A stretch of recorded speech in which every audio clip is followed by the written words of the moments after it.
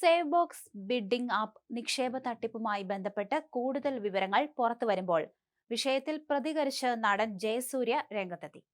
കേസിൽ വീണ്ടും വീണ്ടും ഹാജരാകണമെന്ന സമൻസ് തനിക്ക് ലഭിച്ചിട്ടില്ലെന്നാണ് നടൻ പറഞ്ഞിരിക്കുന്നത്. 7-ാം തീയതി വീണ്ടും ഹാജരാകണമെന്ന സമൻസ് തനിക്ക് ലഭിച്ചിട്ടില്ലെന്നും നുണപ്രചരണം കണ്ട് അന്തം വിട്ടിരിക്കുകയാണ് താനെന്നാണ് ജയസൂര്യ ഫേസ്ബുക്കിൽ കുറിച്ചത്. 24-ന് ഹാജരാകണം എന്ന സമൻസ് കിട്ടിയപ്പോൾ ഹാജരായിരുന്നു. 29-നും ഹാജരാകണം എന്ന് പറഞ്ഞിരുന്നു. അതിനും തങ്ങൾ ഹാജരായിരുന്നു. അല്ലാതെ 7-ാം തീയതി വീണ്ടും ഹാജരാകാനുള്ള സമൻസ് ഇതുവരെയും കിട്ടിയിട്ടില്ല. പരസ്യ ആവശ്യങ്ങൾക്കും മറ്റുമായി സമീപിക്കുന്നവർ നാളെ എന്തൊക്കെ തട്ടിപ്പുകൾ ഒപ്പിക്കുമെന്ന് ആർക്കെങ്കിലും ഇന്ന് ഊഹിക്കാൻ സാധിക്കുമോ എന്ന് ജയസൂര്യ ചോദിക്കുന്നു.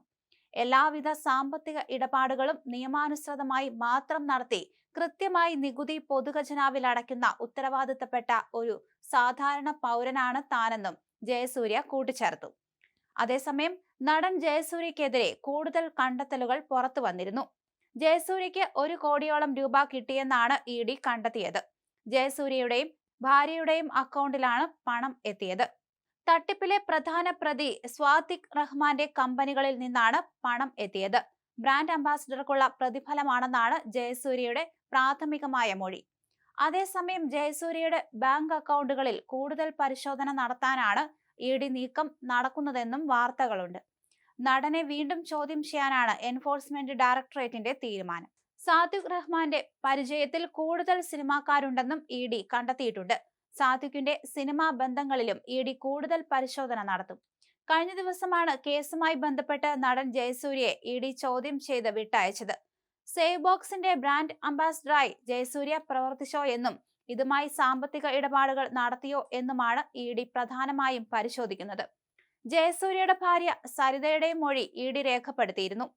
തൃശൂർ സ്വദേശിയായ സ്വാതിക് റഹീം 2019-ൽ തുടങ്ങിയതാണ് സേവ് ബോക്സ്.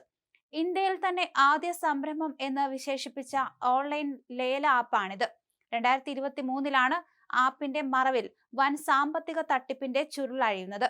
കോടികൾ തട്ടിയെടുത്ത കേസിൽ സാദിഖ് പോലീസിന്റെ വലയിലായി. സേവ് ബോക്സിലെ ലേല ആപ്പിന്റെ പരസ്യത്തിനായി സാദിഖ് ഒഴുക്കിയത് ലക്ഷങ്ങളായിരുന്നു. ആപ്പ് പ്രൊമോട്ട് ചെയ്യുന്നതിനായി മലയാള ചലച്ചിത്ര താരങ്ങളെ ഉൾപ്പെടുത്തിയുള്ള പരസ്യ ചിത്രങ്ങളും പുറത്തിറക്കിയിരുന്നു. ആപ്പിന്റെ ബ്രാൻഡ് അംബാസിഡറായിരുന്ന ജയസൂര്യക്ക് ഇതിന് പിന്നിലുള്ള തട്ടിപ്പുകളെക്കുറിച്ച് അറിയുമായിരുന്നോ എന്ന കാര്യമാണ് ഇഡി പരിശോധിക്കുന്നത്.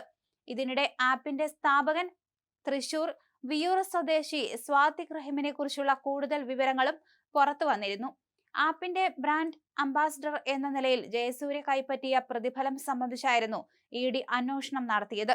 തട്ടിപ്പിലൂടെ ഉണ്ടാക്കിയ പണമാണ് ഇതെന്ന് തെളിഞ്ഞാൽ കണ്ടുകെട്ടൽ നടപടികളും ഇഡി സ്വീകരിക്കും. നൂറുകണക്കിന് നിക്ഷേപകരെ വഞ്ചിച്ച് കോടികളാണ് സേവ് ബോക്സുമായി ബന്ധപ്പെട്ട് സാദിഖ് റഹീം സമ്പാദിച്ചതെന്നാണ് അന്വേഷകർ കരുതുന്നത്. 1 ലക്ഷം മുതൽ 1 കോടി രൂപ വരെ നഷ്ടപ്പെട്ടവരുണ്ട്. തൃശൂർ സ്വദേശിയുടെ പരാതിയിൽ സ്വാതിക് റഹീമിനെ 2023-ൽ തൃശൂരിൽ വെസ്റ്റ് പോലീസ് അറസ്റ്റ് ചെയ്തതോടെയാണ് ഇതിലെ പണമൊഴുക്കിൽ ഇഡിയുടെ കണ്ണെത്തുന്നത്. ഈ പരിശോധനയിലാണ് ജയസൂര്യയ്ക്കും സേവ് ബോക്സിൽ നിന്ന് പണം ലഭിച്ചതായി മനസ്സിലാകുന്നതും ചോദ്യം ചെയ്യലിന് വിളിപ്പിക്കുന്നതും.